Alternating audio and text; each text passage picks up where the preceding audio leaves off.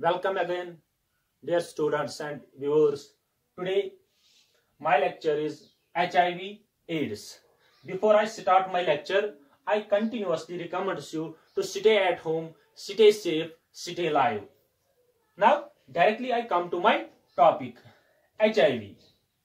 HIV, its full form is human immunovirus. So, remind here that this virus only infects the human beings, and in human beings there is a system which is known as immune system. That immune system has capacity to fight the diseases. इसी immune system में क्या होते हैं, different types of sales. उन sales को हम बोलते हैं T cells.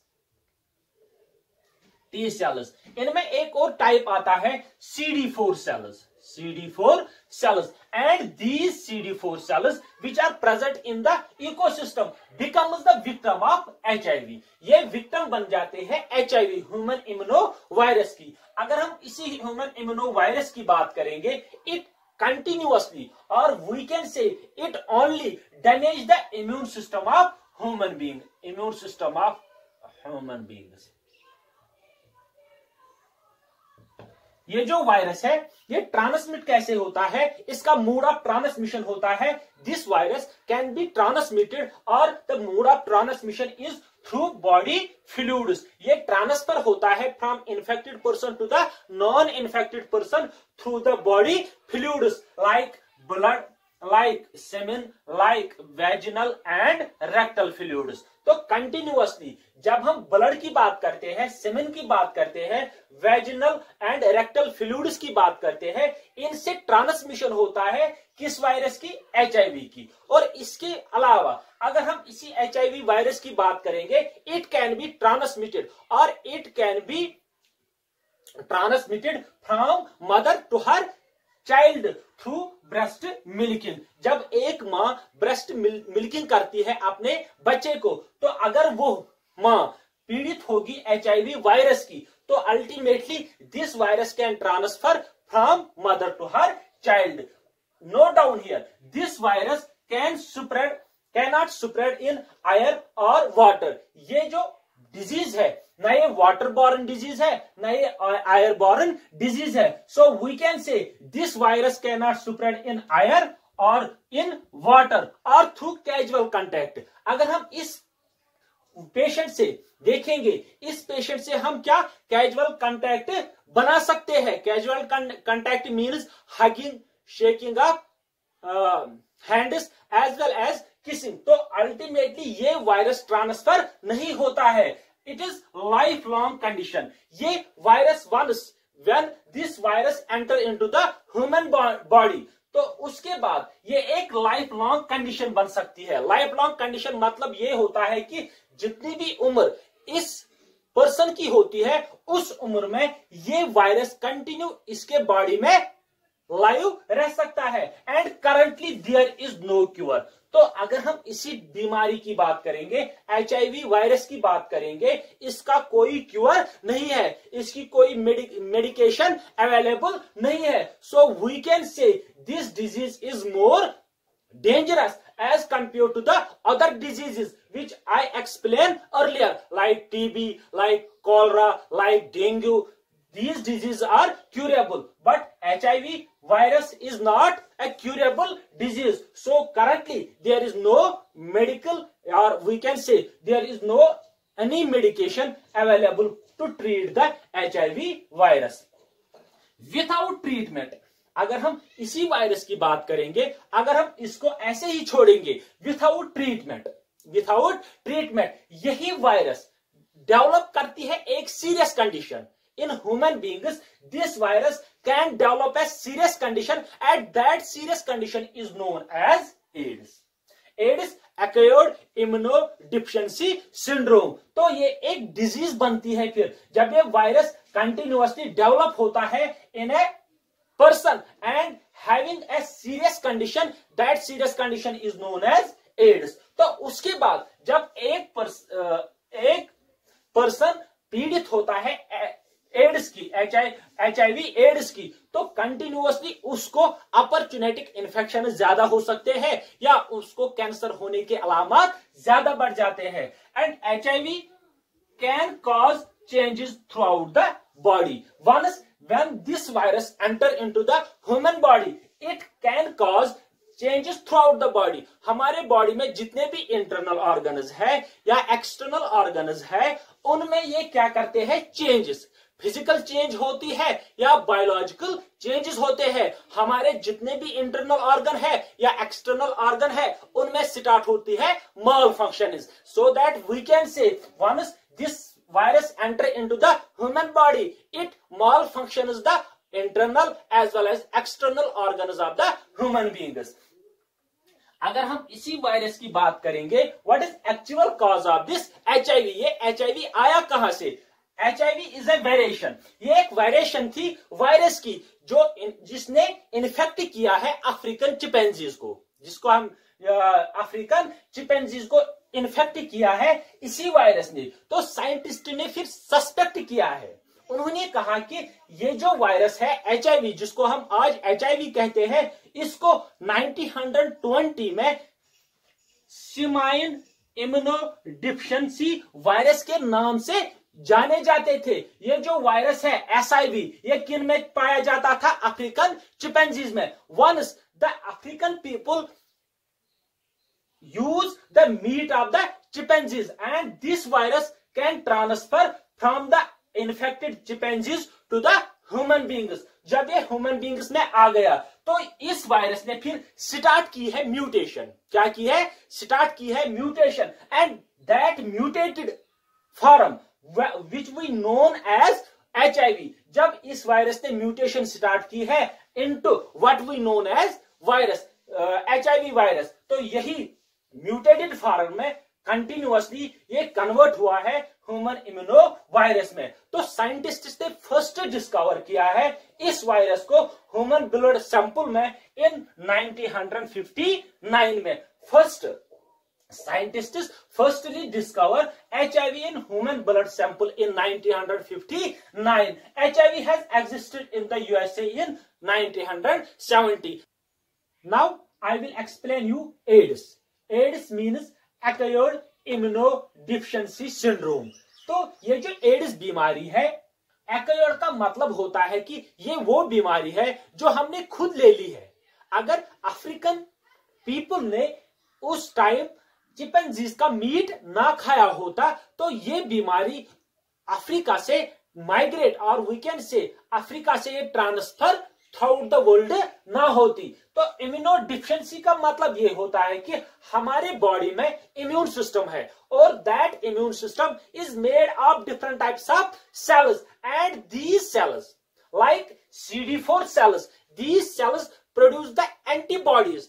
Those antibodies fight with the other diseases. तो ये जो इम्यून सिस्टम है, सिंड्रोम का मतलब होता है mall functioning of immune system. ये जो एड्स है, it is a disease that can develop in people. ये किन में डेवलप होती है? उन लोगों में जो पीड़ित होंगे HIV, ह्यूमन इम्यूनो वायरस। अगर एक इंसान में ह्यूमन इम्यूनो वायरस चला गया तो पहले वो क्या होता है? वो होता है पहले एक्यूट स्टेज में, फिर होता है क्रॉनिक स्टेज में, फिर उसके बाद जब उस वायरस ने पूरा इम्यून सिस्टम को डिसरप्ट किया है, पूरे इम्यून सिस्टम को खत्म किया है, and that critical condition is converted into the AIDS. It is most advanced stage of the HIV। अगर हम यहां पे बात करेंगे, मैंने पहले ही आपको कहा कि हमारे इम्यून सिस्टम में होते हैं CD4 सेल्स। इनका काउंट होता है हमारे ब्लड में 500 to 1500 पर क्यूबिक मिलीमीटर। तो क्या होता है? When a person is infected with the HIV, that HIV kills these CD4 cells and that virus decreases the count of CD4 cells। तो इनका काउंट स्टार्ट होता है डिक्रीजिंग में। जब इनका काउंट कहां तक पहुंच जाएगा? 200 पर क्यूबिक मिलीमीटर। तो इस कंडीशन को हम बोलते हैं कि इस पर्सन का हुआ है एड्स।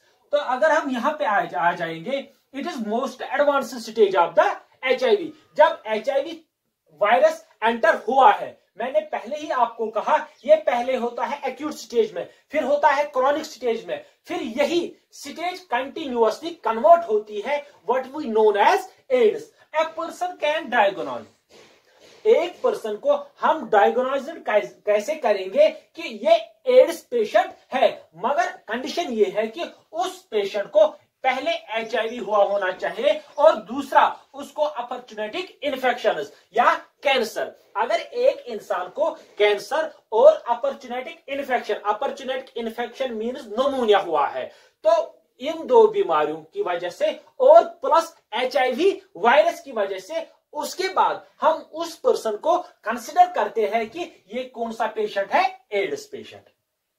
क्योंकि एड्स पेशेंट को अपॉर्चुनिटिक इन्फेक्शंस होने के चांसेस ज्यादा होते हैं या उसको कैंसर होने के चांसेस ज्यादा होते हैं विद द HIV। जब HIV प्लस अपॉर्चुनिटिक इन्फेक्शन और वी कैन से कैंसर और we can say pneumonia, collectively these are called as AIDS symptoms. Untreated, अगर हम इसी HIV वायरस को अनट्रीट करेंगे, it can progress to AIDS with a decade.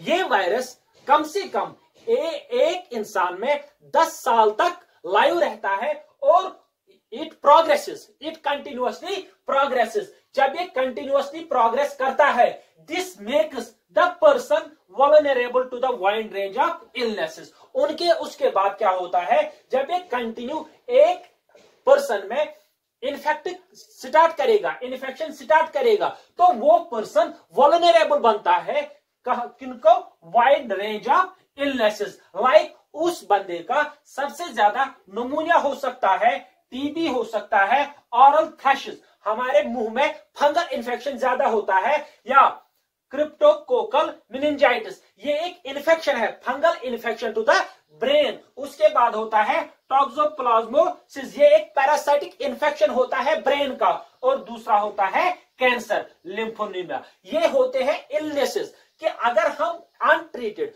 इस HIV virus का कोई ट्रीटमेंट नहीं करेंगे तो ये डेवलप हो जाएगा।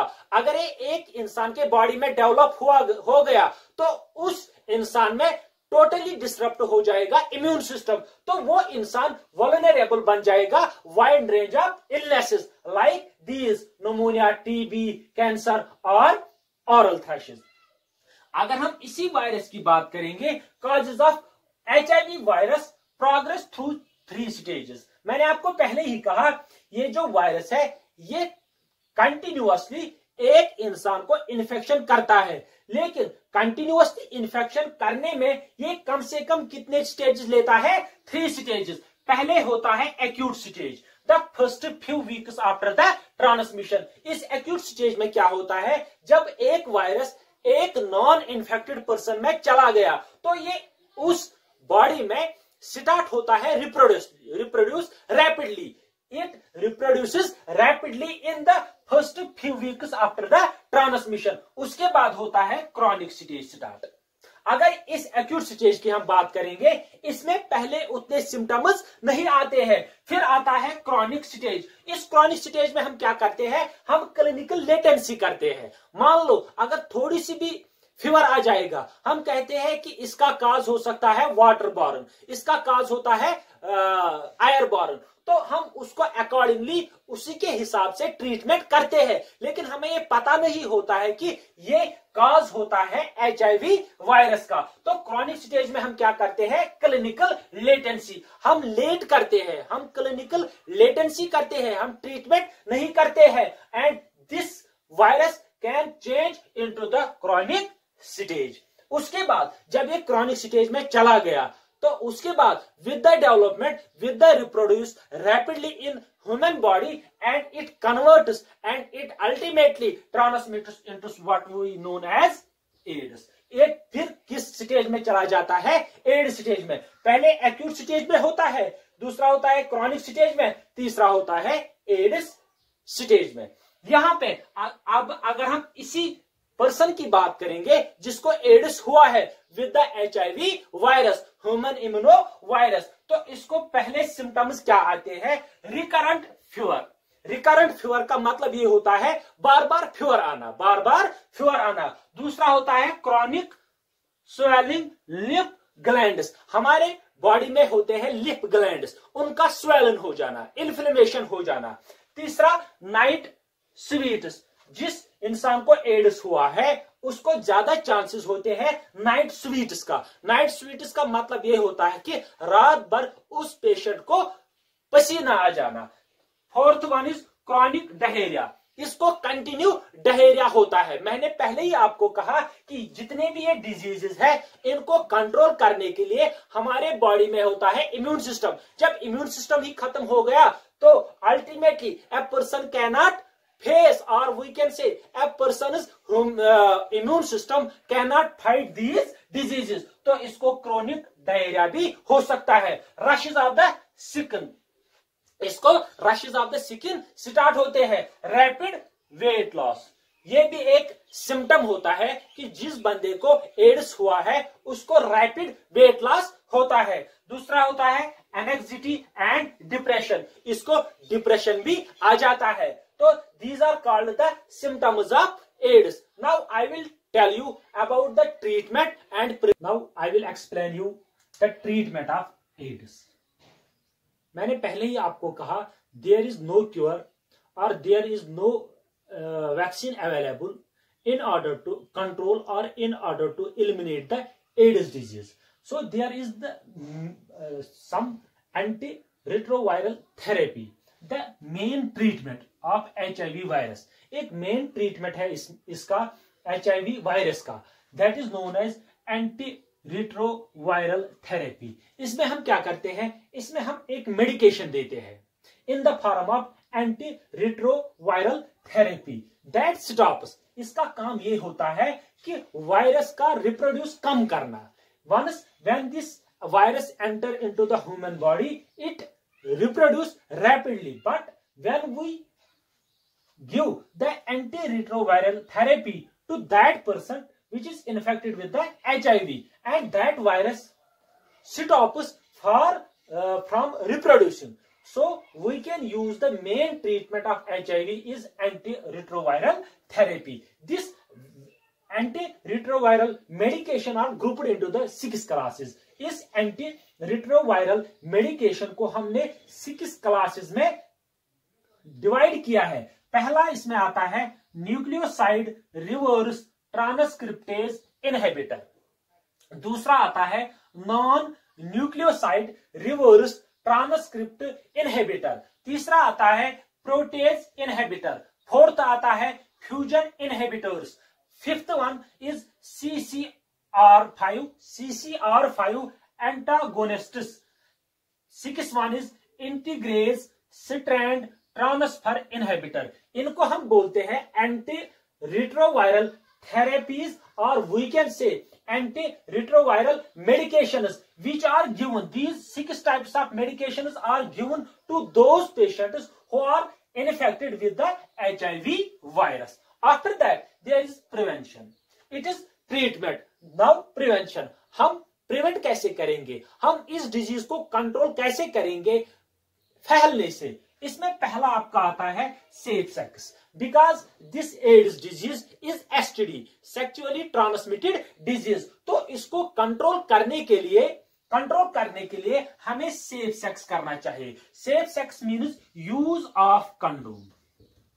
यूज ऑफ कंडोम, अगर हम यूज ऑफ कंडोम करेंगे तो चांसेस बन जाते हैं कि this disease limits the transfer from infected person to the non-infected person. Second one is avoiding sharing needles. क्या होता है कि पहले जमाने में एक सिरेंज हम यूज करते थे 10 पेशेंटों को या 20 पेशेंटों को, क्योंकि वो सिरेंज गिलास का बना हुआ होता है। लेकिन वर्ल्ड हेल्थ ऑर्गेनाइजेशन के रूल्स के मुताबिक वो कन्वर्ट हुआ है। That technology is converted into the syringes which are made of the plastic। तो उसके बाद अगर हम एक ही सिरिंज इस्तेमाल करेंगे एक पेशेंट को, फिर दोबारा से वो इस्तेमाल नहीं करना चाहिए। So when we avoid the sharing needles, जब हम शेयरिंग नीडल्स करेंगे अवॉइड, तो अल्टीमेटली चांसेस बन जाते हैं, लिमिटेशन बन जाते हैं कि एक इन्फेक्टेड पर्सन का HIV वायरस ट्रांसफर होना दूसरे पेशेंट को। Third one is make healthy their top priority. जिन पेशेंट्स को एड्स हुआ है तो उनको चाहिए कि वो अपने हेल्थ को टॉप प्रायोरिटी पे लेनी चाहिए। टॉप प्रायोरिटी मतलब ये होता है कि daily exercise, take a rest और हेल्दी डाइट, और we can say balanced diet. And last one is consider PEP and PREP।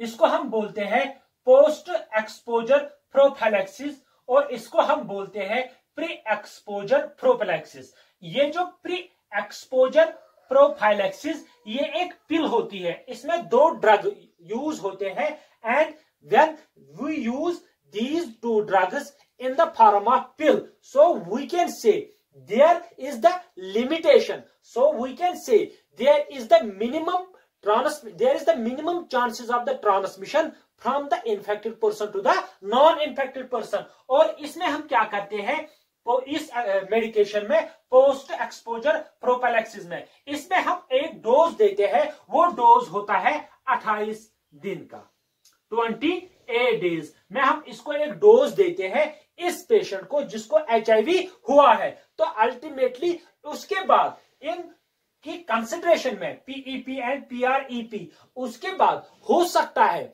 जो रेट ऑफ ट्रांसमिशन है या rate of transmission from infected person to the non infected person will minimise, वो rate of transmission कम हो सकती है जब हम प्रिवेंशन करेंगे as well as treatment of the AIDS. At last I will tell you there is no vaccine available in the market to treat the AIDS. There is only antiretroviral therapy and the prevention. In prevention, there is safe sex, avoid sharing of the needles, make healthy their top priority, as well as consider the PEP and PRP. These are the prevention and the treatment of the AIDS. Hope you understand it very well. If there is any misconception regarding the lecture, please leave the comment in group. I will try at my best to clear the concept.